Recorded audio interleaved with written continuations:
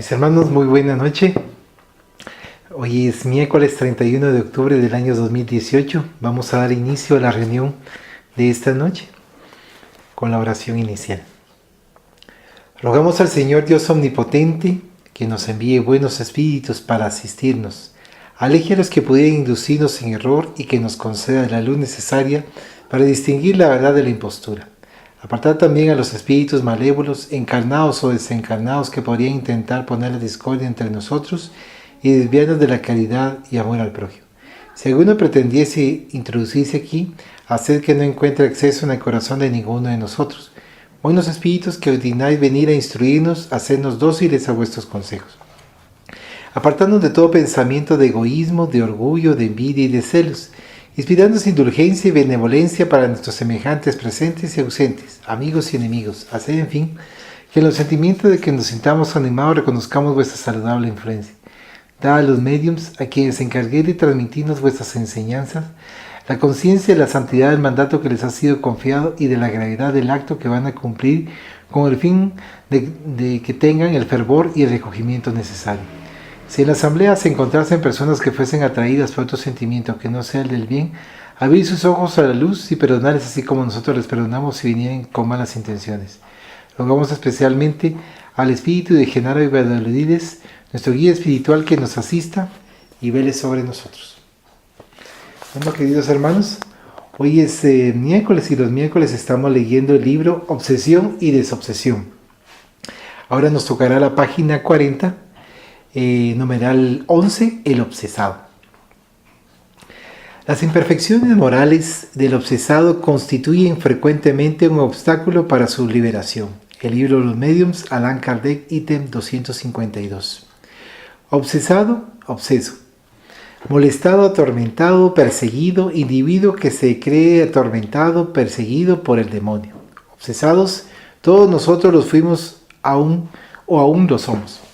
Si aún no hemos conseguido nuestra completa emancipación, si aún no tenemos nuestra carta de libertad para la eternidad, si aún caminamos bajo el guante de pesadas aflicciones que nos relacionan con un pasado culposo y que aumentan las sombras a nuestro alrededor, si aún no hemos logrado la plena paz de conciencia y del deber cumplido, si aún somos forzados, disminuidos, limitados en nuestro caminar y obligados a soportar las presencias que nos causan torturas, depresiones, lágrimas y preocupaciones mayores, es porque en realidad aún somos prisioneros de nosotros mismos.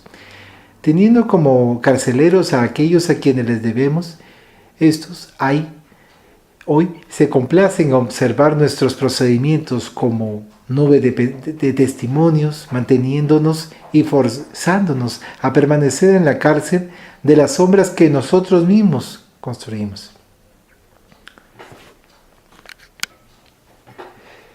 Prisión interior, celda impersonal. Nos dice Juana de Ángelis, donde la gran mayoría se mantiene sin luchar por su liberación, acomodada a los vicios, cristalizada en los errores, celda de la cual el espiritismo vino a sacarnos con sus enseñanzas que consuelan, pero sobre todo que liberan. Obsesados, cada uno de ellos trae consigo un sinnúmero de problemas que no sabe definir y precisar. Necesitan de nuestra comprensión, nos piden ser oídos atentos y cariñosamente, anhelando desahogar sus conflictos. Llegan por multitudes a nuestras casas espíritas, vienen buscando alivio y tranquilidad. Cuando presentan suficiente lucidez, quieren explicaciones y respuestas. Debemos estar preparados para recibirlos y no solamente esto, para acogerlos y tratarlos con caridad legítima, orientando, encaminando, esclareciendo sus caminos con las bendiciones que la tercera revelación nos proporciona. Es nuestro deber esclarecer a esos hermanos, ya que el combate más reñido que deberán soportar no es contra el obsesor, pues a este es menester conquistarlo a través del amar y del perdón. Pero si contra sí mismos contienda en la que debe empeñarse, modificándose, moralizándose para ofrecer al verdugo actual la efectiva demostración de su transformación. Bajo estas condiciones, él puede conquistar al obsesor que hoy lo subyuga. Conquista esta progresiva. Demorada pero sublime, pues al final se encontrarán frente a frente, íntimamente renovados y redimidos. Este es el único camino para la liberación. El obsesado es el verdugo del ayer y que ahora se presenta como víctima, o en tal caso es su compañero de crímenes. Cómplice de las sombras que no quiere perderlo, hace todo lo posible por truncarle su trayectoria. Las pruebas que lo afligen representan una oportunidad para el reajuste, alertándolo para que se moralice, ya que sintiéndose incitado por el verdugo espiritual, más deprisa se concientizará de la grandiosa tarea que debe realizar: transformar el odio en amor, la venganza en perdón, y humillarse para ser perdonado también. Retomando el camino del bien, conquistando valores morales, tendrá la posibilidad de equilibrarse emitiendo nuevas vibraciones y atrayendo otras de igual tenor, que le proporcionarán paz y salud. Su transformación moral, la vivencia en el bien, el cultivo de reales valores de vida verdadera, irán poco a poco anulando los estados acondicionados de dolor, favoreciendo su propia armonización interior, que es, sin duda, factor de mejor salud física. Se patentiza ahí la perfección de la justicia divina, que brinda la posibilidad al infractor de redimirse a través del bien que realice, adquiriendo créditos que facilitarán su caminata, abriéndole nuevos horizontes. La doctrina espírita es la terapéutica completa para obsesores y obsesados, como para el resto de los seres humanos. Corriendo el velo del pasado, demuestra él por qué de los dolores y aflicciones y abre luminosas perspectivas para el futuro. Con esta panorámica visión del pasado, del presente y del futuro, sobresale el amor de Dios, sustentando a todas las criaturas en el camino de la evolución. La justicia del Padre es ecuánime y nadie queda impune o marginado frente a sus leyes, ya que ellas están hechas de amor y misericordia, permitiéndole al desamparado renovados senderos de redención, y cuando él despierte por esa realidad, las encontrará en su camino, y si supiere aprovecharlas, aliviará sus deudas, proporcionándole simultáneamente mejores condiciones espirituales, sabiendo que puede atenuar el dolor no solo por la comprensión de sus causas, también por medio de todo el bien que puede hacer. Más fácil se hace el tránsito terreno para el ser humano, aunque profundamente vinculado al pasado. Y experimentando amargas pruebas, tendrá en el consolador mensaje del espiritismo nuevas esperanzas y nuevo aliento para continuar. Numeral 12. El infante obsesado. Por otra parte, no es racional considerar a la infancia como un estado normal de inocencia. No vemos niños dotados de los peores instintos en una edad en que la educación no ha podido todavía ejercer su influencia. ¿De dónde proviene esa precoz perversidad? Si no es de la inferioridad del espíritu, puesto que la educación no ha intervenido para nada en ello. El libro Los Espíritus, Allan Kardec, pregunta 199a. Niñas y niños obsesados despiertan en nosotros los más profundos sentimientos de solidaridad y consideración. Tal como sucede con las demás enfermedades que atormentan a los niños, también sentimos impulsos para su protección y alivio, deseando que nada los haga sufrir. Pequeños seres que se nos presentan torturados, inquietos, padeciendo enfermedades imposibles de ser diagnosticadas, cuyo llanto, acongojado o nervioso, nos conduele e impulsa la inmediata oración en su beneficio. Son muchas veces obsesados desde la cuna, otros se presentan sumamente impacientes, irritados desde que abren los ojos para el mundo carnal. Al crecer se presentarán como niños problemas que la psicología en vano procura entender y explicar. Son criaturas que nacen prisioneras, aves desplumadas en sombrías jaulas, trayendo en sus ojos los terroríficos panoramas que tanto las inquieta y los inquieta. Son reminiscencias de vidas anteriores o recuerdos de los tormentos que sufrieron o hicieron sufrir en el plano extrafísico, antes de ser encaminados para un nuevo cuerpo. En cuanto a la nueva existencia terrestre se presente difícil y dolorosa, ella es, sin duda alguna, más soportable que los sufrimientos que padecían antes de reencarnar. El nuevo cuerpo atenúa bastante las torturas que sufrían, torturas que tenían origen en su propia conciencia que el remordimiento sofocaba, o en el odio y la rebeldía en que se consumía. Y las bendecidas oportunidades que la reencarnación les facilita podrá ser la tan anhelada redención para esas almas conturbadas. La misericordia divina ofrecerá a tales seres instantes para tomar nuevas fuerzas, reanimarse, que le llegarán por vías indirectas y sobre todo por reiterados llamados para que se rediman del pasado a través de la resignación, de la paciencia y de la humildad. En la obra Dramas de la Obsesión, Becerra de Meneses narra la vida de Leonel, que desde la infancia presentó crisis violentas, evidenciando la casi posesión por desafectos del pasado. Este mismo Leonel, ya adulto y casado, acompañó la espinosa existencia de su hija Alcina, que como él también era obsesada desde la cuna. Las criaturas que padecen obsesiones deben de ser tratadas en nuestras instituciones espíritas a través del pase y del agua fluidificada. Y es imprescindible que les dispensemos mucha atención y amor, para que se sientan confiadas y seguras en nuestro medio. Intentemos cultivarlas con mucho cariño, porque solamente el amor conseguirá refrigerar a esas almas cansadas por los sufrimientos y que desean ser amadas. En estos casos es fundamental la orientación espírita a los padres, para que entiendan mejor la dificultad que experimentan, quienes deben ofrecer las mejores condiciones de ayuda para el hijo y para sí mismos, en razón que probablemente son cómplices en la presente desarmonía desde el pasado, ahora reunidos bajo pruebas redentoras. Deben ser instruidos en la práctica del culto del Evangelio en el hogar para favorecer el ambiente en que viven con las vibraciones de lo alto, las que nunca faltan a aquel cuando recurren a la misericordia del Padre. Los niños deben ser llevados a las aulas de evangelización espírita, donde las enseñanzas suministradas les proporcionarán los esclarecimientos y el bienestar de los cuales carecen. El número de criaturas obsesadas aumenta considerablemente. En una oportunidad se nos presentaron casi simultáneamente 5 pedidos de orientación a niños que presentaban todos idéntico problema de orden obsesivo. Uno de esos casos era muy grave. Cierta criatura de 3 años y algunos meses venía intentando suicidarse de varias maneras, produciendo en él heridas. Un día se lanzó a la piscina, en otro saltó desde lo alto del tejado hasta la baranda de su casa, después quiso tirarse a un carro en movimiento, la cual condujo a los familiares a vigilarlo día y noche. Su comportamiento súbitamente se volvió extraño, pasando a maltratar especialmente a su madre con vocabulario soez que los padres desconocían en él.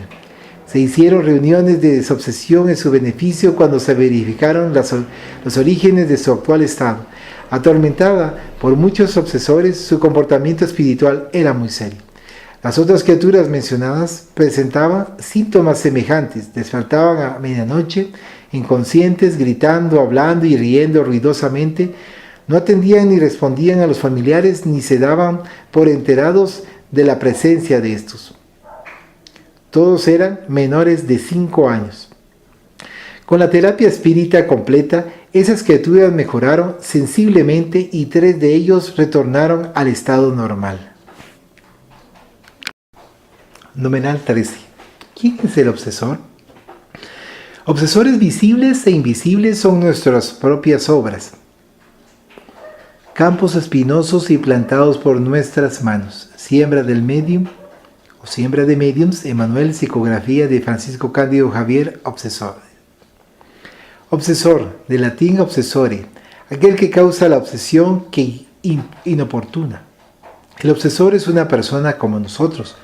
No es un monstruo teratológico salido de las tinieblas donde tiene su sempiterna morada. No es un ser diferente que solo vive de crueldades, ni un condenado sin remisión por la justicia divina. No es un ser extraño para nosotros. Por el contrario, es alguien que se privó de nuestra convivencia, de nuestra intimidad, con quien tuvimos de pronto estrechos lazos afectivos. Es alguien tal vez a quien amamos otrora, o un ser desesperado por las crueldades que recibió de nosotros. en ese nublado pasado que la bendición de la reencarnación cubrió con los velos del olvido casi completo para nuestro propio beneficio. El obsesor es el hermano a quien los sufrimientos y desengaños desequilibraron ciertamente con nuestra participación. Muchos por desconocimiento transfirieron para el propio obsesor los atributos del propio demonio si éste existiese. Sin embargo, dice en el numeral 15, sin embargo, ¿cuántos de nosotros no cometimos ya esas mismas atrocidades que él comete ahora? ¿Cuántos de nosotros no alimentamos odios semejantes? ¿Quién está libre o exento de traer en los repliegues de la conciencia la misma inimaginable tortura de un amor desviado, enfermizo, que se hizo odio y se convirtió en una taza de hiel? ¿Quién puede decir cuál sería nuestra reacción si viviéramos los tormentos que corroen las profundidades del alma? El odio solo en el amor tiene la cura. Es el antídoto que anula los efectos maléficos, que neutraliza y sobre todo transforma para el bien. Generalmente es el odio el que impulsa al ser humano a la venganza. Es siempre un desagravio que se pretende tomar como quien está pidiendo cuentas a otro de los actos juzgados dañinos a sus intereses. La figura del obsesor realmente impresiona por los perjuicios que su aproximación y sintonía pueden ocasionar. Y de esto saca partido para más fácilmente asustar y coaccionar a su víctima, y está en razón de su pasado presenta los acondicionamientos que facilitan la sintonía y que se encuentran en lo más recóndito de su ser, como el miedo de esa confrontación inevitable y la certeza de la propia culpa que la hacen fácil presa del verdugo de ahora. No es fácil al obsesado amar a su obsesor. No es fácil perdonarlo, pero esto es lo que se necesita aprender. El Espiritismo, mostrándonos toda la trayectoria por nosotros recorrida y los vínculos y compromisos que adquirimos en el transcurrir de las sucesivas reencarnaciones, mostrando a nuestras almas lo que fuimos, somos y podremos ser mediante el uso del libre albedrío, dando luz a los intrincados cuestionamientos del ser a través de la fe racional, lúcida y activa. Hace posible lo que la ignorancia hacía parecer imposible, perdonar y hasta aprender a amar al obsesor. La doctrina espírita nos vino a enseñar la verdad y esta nos interioriza para que nos descubramos o nos conozcamos. Ella nos desnuda ante nuestra propia conciencia, pues el verdadero espírita no teme el autoexamen, el autoanálisis, que le proporcionará conocimiento más profundo para conocer las deficiencias y las sombras que existen dentro de cada uno. Lo anterior nos hace conscientes y pasamos luego a la reforma interior. Primero, al sumergirnos dentro de nuestro yo, contemplamos los escombros, las ruinas en que transformamos lo que teníamos de bueno. Después de esa constatación, la doctrina estimula la reconstrucción y nos posibilita y facilita la reedificación del universo interior. Esa es una notable proeza que únicamente el Consolador Prometido consigue que el ser humano la pueda llevar a cabo. Una situación interesante sucede con el obsesor cuando aparece en nuestro camino. Él nos divisa tal cual fuimos o somos. Él nos conoce desde el tiempo atrás y no lo engañaremos si hoy nos presentamos con otra vestimenta, con otra cara. Para él, el tiempo se detuvo en el momento en que fue herido mortalmente, en el momento en que le destruyeron sus sueños y cuando se sintió traicionado o se fue injusto con él. El tiempo paró allí. Y en consecuencia, aquel que está siendo perseguido es el victimario del ayer, quien no tendrá manera de enmascararse en caso de que lo intentara. Dándose la aproximación con el tiempo, aunque se nos observe a través del lente rencoroso, él terminará por darse cuenta de los cambios que ocurren en nuestro modo de ser, de pensar y de actuar. Si estos se dan en nosotros realmente, es sólo a través de esa confirmación que se obtendrán logros en el sentido de conquistarlo y motivarlo igualmente hacia la transformación. Aquel que posee el conocimiento espírita tendrá enormes posibilidades de aprender a ejercitar el perdón y el amor por sus enemigos. Tanto mejor cuanto más se recuerde de que el perseguidor así se presenta por haber sido llevado por quien es hoy la víctima, a los sufrimientos que dieron origen en él al odio y a la venganza.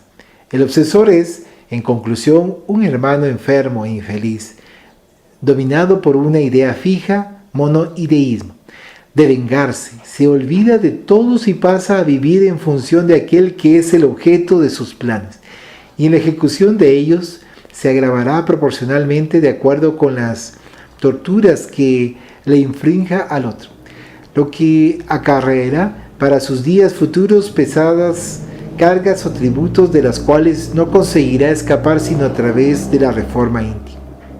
En ninguna etapa de su proceso de venganza encontrará la deseada felicidad y alegría, ni la tan anhelada paz, pues el mal que ejecuta es generador de desequilibrios, frustraciones y de insoportable soledad. Existen obsesores de gran cultura y que por eso mismo ejercen amplio dominio sobre espíritus ignorantes e igualmente perversos o endurecidos que a ellos se vinculan. Son los comparsas o las compañías que necesitan para la ejecución de sus planes y quienes están igualmente sintonizados en el mismo nivel de intereses. Los obsesores, sin embargo, no son totalmente malos, es preciso decirlo, como tampoco ninguno es absolutamente malo. Son, sencillamente, seres enfermos del alma. Poseen el germen de la bondad y muchos otros recursos que se encuentran sofocados o adormecidos. Obsesores y obsesados son personas como nosotros, son seres que sufren porque se desviaron, carecen de afecto, comprensión y amor. Seres infelices para quienes el espiritismo ofrece consuelo y esperanza para una nueva vida de amor y paz. Para ellos y para toda la humanidad repite la amorosa afirmación del Maestro: yo no vine para el justo, mas sí para el pecador. No todo obsesor tiene conciencia del mal que hace. Existen aquellos que actúan por amor, por celo, pensando ayudar o deseando estar cerca de su ser amado. El caso de la señora O nos confirma lo anterior. La señora O, de un momento para otro, se sintió afectada por una tristeza inexplicable, seguida de un desánimo difícil de ser entendido, por más que se investigaran sus causas. Como le faltaban fuerzas, permanecía casi todo el día en su cama, en reposo. Lloraba mucho y no comprendía la razón de tal abatimiento. Fue examinada por varios médicos, mas no le encontraron ningún mal que justificara tal estado. Sin demora, resolvió acudir a la casa espírita para recibir orientación y paces. Se comprobó que estaba bajo una influencia espiritual muy fuerte. La entidad que la acompañaba era su propia hermana, desencarnada de manera repentina hace algún tiempo y que había sido persona muy buena, existiendo entre ellas un afecto muy grande. Se realizó el esclarecimiento a la hermana desencarnada en una reunión apropiada y el resultado fue inmediato. La señora O se curó continuando con su vida normal. Casos como este son muy numerosos y evidencian la falta total de preparación de las criaturas para enfrentar el fenómeno natural de la muerte. Un obsesor simpático. Algunos obsesores presentan una interesante faceta para los estudiosos del asunto. Fue el caso de cierta entidad que se comunicó en la reunión del Centro Espírita Ivonne Costa. Muy educado, elegante, trataba al adoctrinador con mucha calma y gentileza. Decía perseguir a una persona a quien odiaba, pero hacía ninguno más. Tenía rabia e inclusive comprendía nuestro papel al intentar beneficiar a su víctima. Creía en Dios, en Jesús, en el amor, pero carecía de voluntad para renunciar a su propósito. Sin embargo, frente a esta positiva condición de carácter, su adoctrinador demoró hasta que por fin se rindió a la evidencia del amor. Cuando se le aproximó un espíritu a quien mucho amaba y que fue visto por él durante los trabajos. Numeral 14. Manera de actuar del obsesor. Muy sutilmente, desde un principio y bajo la acción de la hipnosis, la idea perturbadora penetra en la mente del futuro huésped, que, desprotegido de las reservas morales necesarias, comienza a albergar el pensamiento infeliz, incorporándolo a sus propias concepciones y traumas que vienen del pasado, a través de cuyo comportamiento cede lugar a la manifestación ingrata y dominadora de la alienación obsesiva. Manuel Filomeno de Miranda. Semillas de vida eterna, autores diversos, psicografía de Divaldo Pereira Franco, capítulo 30. Consciente o inconscientemente, valiéndose de astucias y sutilezas, el obsesor siempre actúa aprovechándose de las fallas morales que encuentra en su víctima. Los acondicionamientos del pasado son como imanes que atraen, que favorecen la imprescindible conexión al proceso obsesivo, que tanto puede comenzar en la cuna como en la infancia o en cualquier etapa de la existencia por parte de aquel que lo considera objeto de su interés. Existen obsesiones que continúan en la tierra provenientes desde el plano espiritual.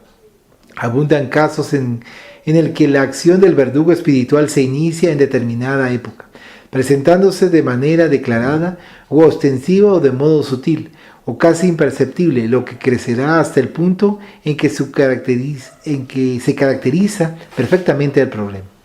Actuando sutilmente, el obsesor utiliza todos los recursos a su alcance. Sabe que el dominio ejercido sobre su víctima tiene sus raíces en los dramas del pasado, en los que ambos se enredan, generando compromisos de parte y parte. Es conocedor de su carencia de estudio que podrá interferir con su pensamiento en la mente de aquel que persigue, y también que la constancia y la repetición ejercerán una especie de hipnosis, que el miedo y el remordimiento le favorecen, consiguiendo así una sintonía cada vez mayor hasta llegar a la subyugación o posesión, dependiendo de la gravedad del caso y de las deudas que comprometen a los personajes. No siempre las actuaciones del obsesor son frías y calculadas. No siempre actúa con premeditación y excesiva crueldad. Hay obsesiones, sí, que presentan esas características, mas no todas. Existen aquellos en las que el verdugo actúa como enloquecido por el dolor, por la angustia y los sufrimientos. No tiene las condiciones para razonar con claridad y sufre, de pronto, más que el obsesado. Su acción es desordenada y reflexiva y solamente sabe que debe o tiene que pedir cuentas o vengarse de aquel que lo hizo infeliz. No tiene noción de tiempo, de lugar. A veces se olvida de su propio nombre, enloquecido por las torturas que le causaron. Muchos no tienen conciencia del mal que están practicando, pues pueden ser utilizados por obsesores más inteligentes, más crueles, que los atormentan, obligándolos a su vez a atormentar a los que son objeto de odio y venganza. Obsesores que también son obsesados, conforme comentamos en el capítulo 5. Se concluye que hay obsesores que mandan y dirigen a otros obsesores, los que pueden ser sus cómplices por voluntad propia, a una especie de esclavos, dominados por procesos análogos a los usados con los obsesados encarnados. Estos espíritus son empleados para garantizar el asedio, intensificar la perturbación no solo de la víctima, como también a los componentes de su círculo familiar. Permanecen al lado de estos, acompañando sus pasos, vigilando sus movimientos, y tienen la función de ocasionarles problemas, malestar, confusiones, lo que conseguirán desde que la criatura afectada no se defienda con la luz de la oración y el refuerzo de una vida edificante, dirigida hacia la práctica de la caridad y el deseo constante de hacer el bien. En los casos más graves se utilizan ovoides para la vampirización, lo que resulta ser un asunto bastante doloroso y complejo para su solución. Los obsesores se valen de los instantes del sueño físico de sus víctimas para intensificar la persecución. En estas ocasiones se muestran como realmente son, con el deseo de aterrorizar y ejercer con ello mayor dominio. Cuando se ha logrado una estrecha sintonía, facilitada sobre todo por la culpa, el remordimiento y el miedo, el obsesor actúa como dueño de la situación, llevando al perseguido a sitios terroríficos con el propósito de desequilibrarlo emocionalmente, dejando plasmadas en su mente las visiones que tanto lo atemorizan. Envuelven a su víctima con fluidos insalubres y en ciertos casos llegan a la posesión completa de aquella a través de complicadas intervenciones en su perispíritu. Manuel Filomeno de Miranda narra que en un paciente atormentado por obsesores crueles, fue implantada pequeña celda fotoeléctrica grabada de material especial en los centros de la memoria. Operando en el perispíritu, el implante inducía a la víctima a escuchar continuamente la voz de los verdugos que le ordenaban suicidarse. Tales procesos demuestran la inmensa crueldad, lo que no es motivo de sorpresa para nosotros, pues sabemos que tanto en la esfera física como en la espiritual, los hombres son los mismos. No existen entre nosotros procesos de tortura inconcebibles. Lo que viene haciendo el hombre en todos los tiempos, en todas las guerras y hasta en los tiempos de paz, es perfeccionando los métodos de suplicio para volverlos más refinados con el propósito de provocar dolores cada vez más severos en sus semejantes. Hemos acompañado a los más diversos casos de obsesión y vivido de cerca los dramas que se desenvuelven en las sombras.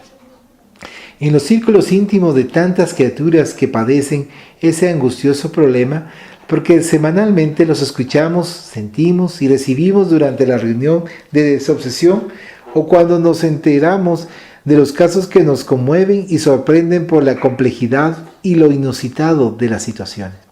Gran número de entidades se manifiestan diciendo que estando en determinado local al lado de cierta persona son obligados a permanecer allí, teniendo inclusive miedo de salir, de desobedecer, de ser retirados porque el jefe los castiga, no deja, etc. Otros se comunican confesando abiertamente que fueron encargados de afectar a determinada criatura o familia, y para esto provocan riñas, intrigas, confusiones, insuflando ideas de esta naturaleza en aquellos que se muestran receptivos, envolviéndolos con sus fluidos perturbadores, riéndose de sus resultados, mofándose del miedo y de las preocupaciones que produce. Se burlan abiertamente de las personas, revelando el modo de acción que emplean en la finalidad de vanagloriarse de su sagacidad y destreza e infunden el temor entre los participantes de la reunión, amenazándolos porque también usan en sus hogares los mismos métodos. Cierta vez, en la reunión en la que colaborábamos, percibimos la presencia de un grupo de espíritus desencarnados entre los 15 y 18 años. Tienen la apariencia de esos jóvenes que vemos en la calle llamados gamines. Del grupo se comunicó una jovencita desencarnada a los 17 años, harapienta y extremadamente burlona. Nos contó que caminaba desnuda por las calles tal como lo hacía antes, dedicándose especialmente a penetrar en los hogares cuyas puertas se encontraban abiertas con doble sentido, físico y espiritual, con el propósito de provocar disgustos entre los moradores, lo anterior descrito en un lenguaje muy peculiar que comúnmente emplean. Contó además que sentía placer al usufructuar las comodidades que encontraba en esas casas, recostándose en los suaves y blandas poltronas, disfrutando de las comodidades que no tuvieron en vida. Obviamente, esto solo era posible en los hogares que, aunque existiendo el confort material, el ambiente espiritual no se diferenciaba mucho del que era común en esos gamines desencarnados. Fue necesario mucho amor y cariño por parte del equipo para concientizarla de que existía para todos una vida mucho mejor si quisiera despertar para ella, que había al lado de ellos personas que los amaban y deseaban estar cerca para auxiliarlos, y que por encima de todo estaba Jesús, el amigo mayor que no desampara a ninguna de sus ovejas. Como la ausencia de amor en esas almas era mayor que la rebeldía que los acompañaba, se fueron sintiendo emocionados por los cuidados y cariño que se les prodigó. Y al final, bajo la dirección de la joven, se comunicó una especie de vocera del grupo, y que fue la primera en sentirse amorosamente reconfortada. El grupo fue conducido y orientado, después de conmovedora oración hecha por el adoctrinador. Durante la comunicación nos fue posible observar algunos cuadros de la vida de esa pequeña que nació, creció y vivió en sitios que los hombres habitualmente llaman ollas o callejuelas. Su desencarnación fue trágica, ocasionada por los malos tratos que recibiera de un hombre.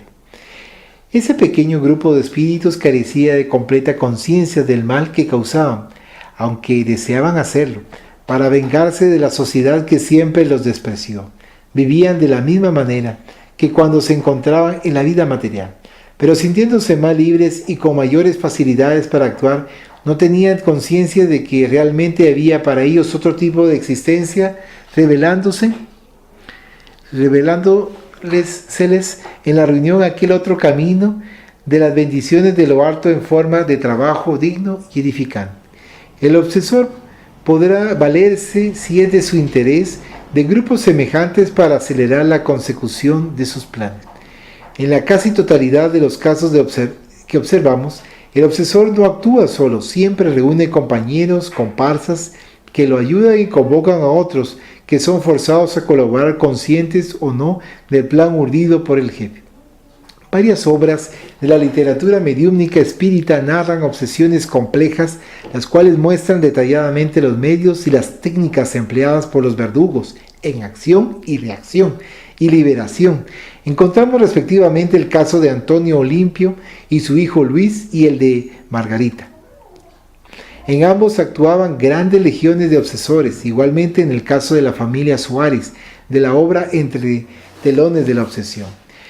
Al prestar atención al obsesado es imprescindible socorrer simultáneamente a toda la falange de verdugos que lo rodean. Poco a poco esas entidades menos felices son atraídas por la reunión de desobsesión en un trabajo de gran alcance y profundidad. Generalmente cuando el jefe se comunica, casi todos sus secuaces o preferidos fueron atendidos y encaminados, lo que lo enfurece o desespera. Luego intenta reunir nuevas fuerzas para amenazar a los miembros de la reunión, a quienes culpa y transfiere parte de su voto. Por lo tanto, es fundamental que la reunión se estructure sobre la base de una inquebrantable fe, con el más profundo amor, con la firmeza y la seguridad que debe unir a todos sus integrantes, y especialmente bajo la amorosa orientación de Jesús y de los mentores espirituales que son, en verdad, el sustentáculo de toda esta sublime tarea. Frente a un obsesor cruel y vengativo que amenaza no solo al equipo de encarnados, sino que además extiende su odio a los familiares de los que allí están presentes, desafiándolos con todo tipo de agresiones verbales, evidentemente sufriendo la necesaria censura del medium que las transmite, que solo deja para ser aquello que el buen sentido permita, aunque solo sea con el sano propósito de atemorizar a los menos acostumbrados a esos servicios. Únicamente resisten aquellos que están preparados para tal menester, los que tienen fe y experiencia, que aman ese trabajo y por consiguiente tengan amor para donar a esos infortunados hermanos que el dolor marcó profundamente, y también la más absoluta convicción en el amparo de Jesús a través de la dirección espiritual que orienta todos los acontecimientos. Y por qué no decir, estén preparados para sufrir y llorar por el dolor que hace salvajes a esos corazones y los transforma en seres casi racionales. Tan acentuado odio, tan angustiosos conflictos hieren también nuestro corazón, que se llena de amor por ellos, verdugos y víctimas, ya que también un día, perdido en las brumas del pasado, padecimos las mismas indescriptibles torturas que la doctrina espírita vino a suavizar, explicar y enseñar a curarlas. Numeral 15. Parasitosis espiritual. Vampiro es toda entidad ociosa que se aprovecha indebidamente de las posibilidades ajenas. Misioneros de la Luz, André Luis, psicografía de Francisco Cándido Javier. Desde tiempos inmemoriales existe la vampirización a gran escala, y siempre existirán personas que vivan a expensas de otros, absorbiendo sus energías de diferentes maneras, tanto en el plano físico como en el plano espiritual. Por lo tanto, quienes se encuentren muy apegados a las sensaciones materiales continuarán después de la muerte, buscando ansiosamente los deleites que la complacían. Para satisfacerse se unen a desencarnados que se encuentren en la misma onda para establecer un intercambio de enfermizas emociones. Por otro lado, los obsesores por venganza y odio se unen a sus víctimas con el propósito de robarle vitalidad, para debilitarlas y agotarlas hasta conseguir mayor dominio. Idéntico procedimiento tienen los desencarnados que se imantan a los seres que quedaron en la tierra y que son compañeros de pasiones desequilibrantes. Además, existen aquellos que, liberados del cuerpo físico, se unen inconscientemente a sus seres amados que continúan en la superficie terrena pero sin el deseo de hacerles mal, y lo mismo ocurre entre encarnados, donde encontramos personas que viven permanentemente robando las fuerzas de otros seres humanos que se dejan pasivamente dominar. Esa dominación no solo se da en la esfera física, como ya se mencionó en el capítulo 5, que se refiere a la obsesión entre encarnados y que se intensifica durante las horas del sueño. Cuanto más profunda sea la sintonía, mayor será la vampirización. En cualquiera de los casos se configura perfectamente la parasitosis espiritual. En el libro Evolución en dos mundos, André Luis compara a la parasitosis existente, a los parásitos existentes en los mundos inferiores de la naturaleza con los parásitos espirituales, ya que los medios utilizados por los desencarnados que se vinculan a los que permanecen en la esfera física obedecen a los mismos principios de simbiosis perjudicial. Haciendo referencia a los ectoparásitos, los que limitan su acción a las zonas superficiales, y a los endoparásitos, los que se alojan en las cavidades del cuerpo que dominan, traza el autor un paralelo entre estos y la acción de los obsesores.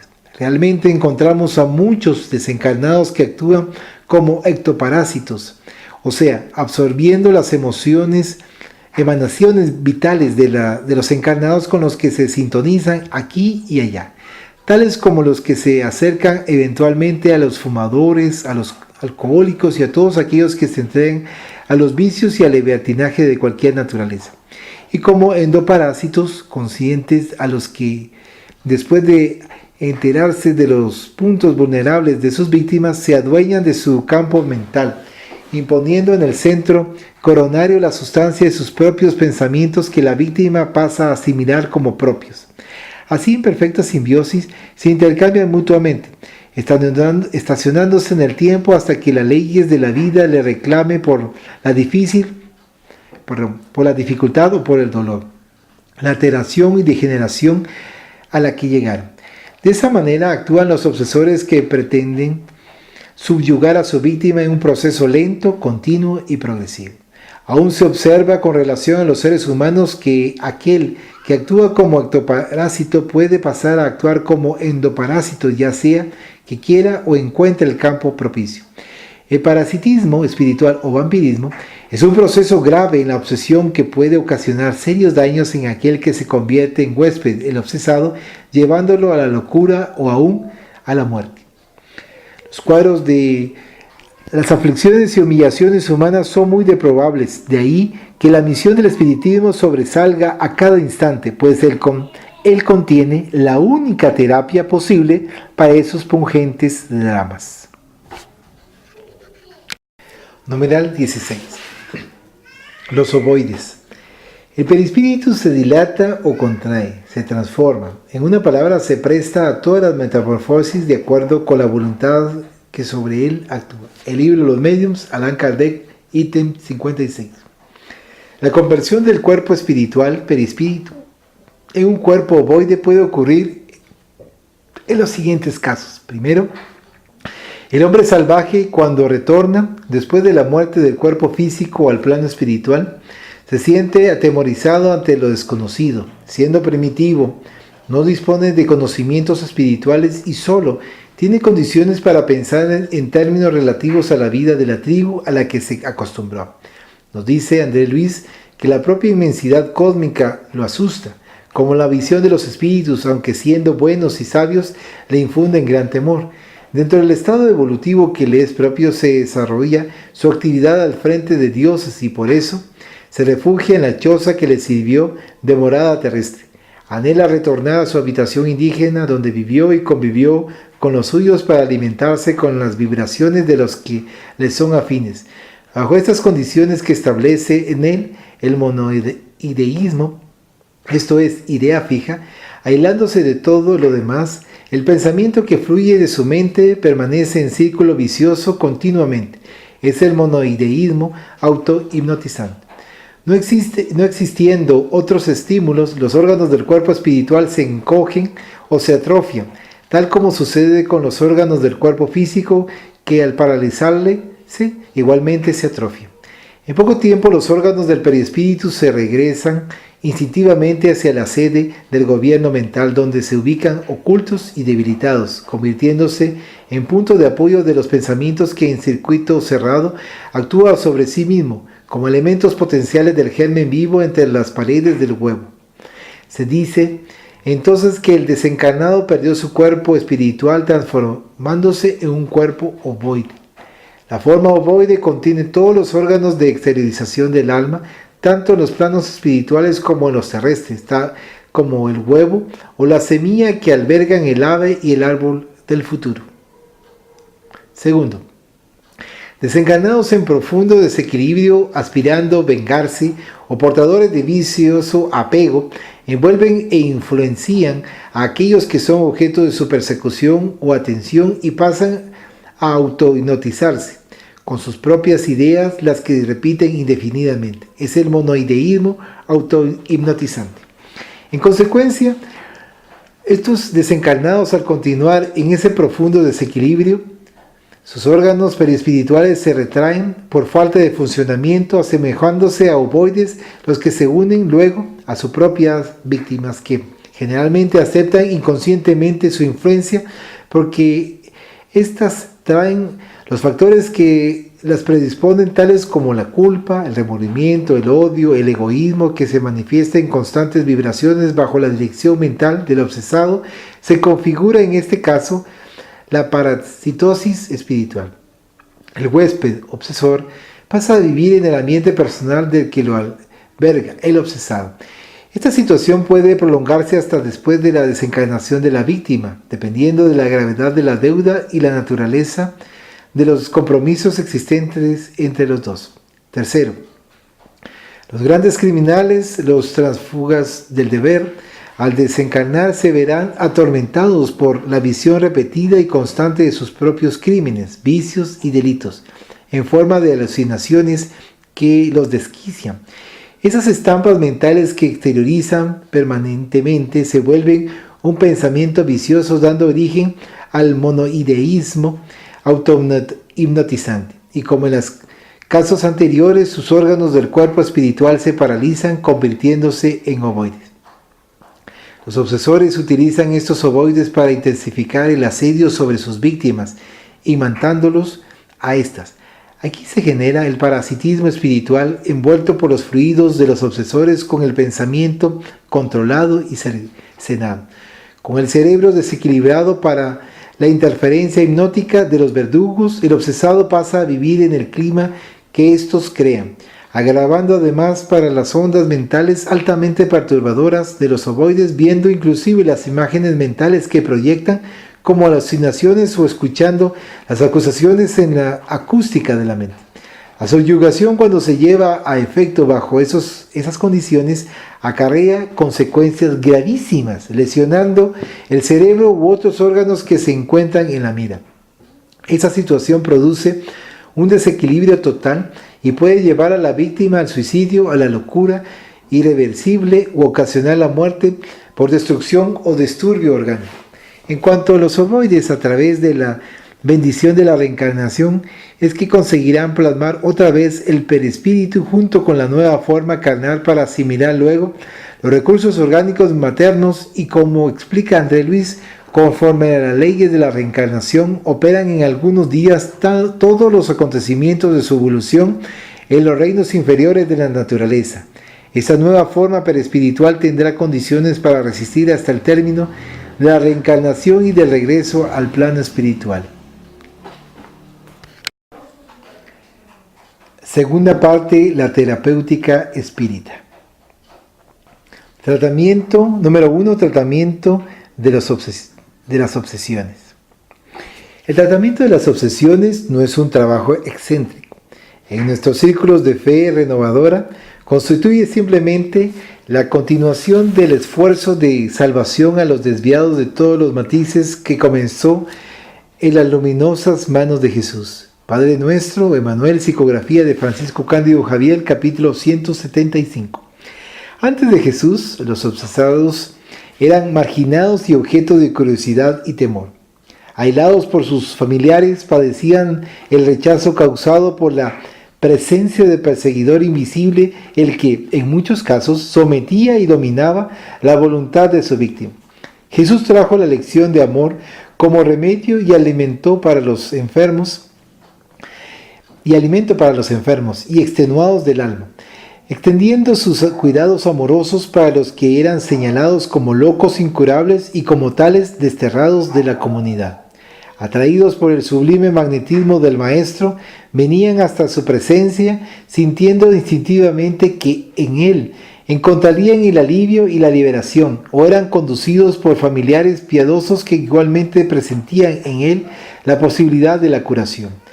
Amelia Rodríguez narra el pasaje en el que Jesús explica a los discípulos el motivo por el cual no habían conseguido expulsar el espíritu inmundo, habiendo dicho: esta casta no puede salir con cosa alguna, a no ser con oración y ayuno. Para ellos, poseído y poseedor, solo la oración del infatigable amor y el ayuno frente a las pasiones consigue mitigar la sed que padecen mutuamente, entregándolos a los trabajadores de la obra de nuestro Padre, que en toda parte está cooperando con el amor constantemente. Y concluye Jesús, según la narración de Amelia Rodríguez: si los amáramos en lugar de rechazarlos, si deseáramos socorrerlos en lugar de desterrarlos, todos podréis hacer pues todo cuanto yo hago, vosotros lo podréis hacer y mucho más.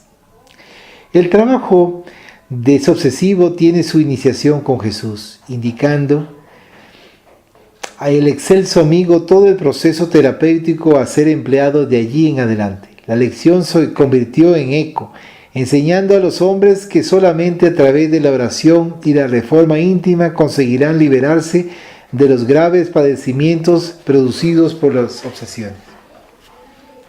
Después de transcurrido un largo periodo, los hombres se olvidarán, deformaron u ocultaron las palabras y hechos del Señor, persiguiendo a los obsesados, a los médiums, en fin, a todos los que presentasen dones mediúmnicos o psíquicos, siendo considerados como diabólicos en su época. Vino entonces el espiritismo, el consolador prometido por Jesús, a reavivar la luz de las lecciones de Cristo, retirándole los fantasiosos velos que ocultaban su verdad, que le habían colocado de acuerdo con las conveniencias y circunstancias del poder temporal. Así, estamos dando continuidad a aquel bendito trabajo que las iluminosas manos de Jesús iniciaron. Es el bendecido ministerio de la desobsesión. Tenemos la seguridad que cuando somos convocados para esa labor, sentimos en lo íntimo del alma que Jesús realiza en nosotros todo lo que pretendemos hacer por nuestros semejantes.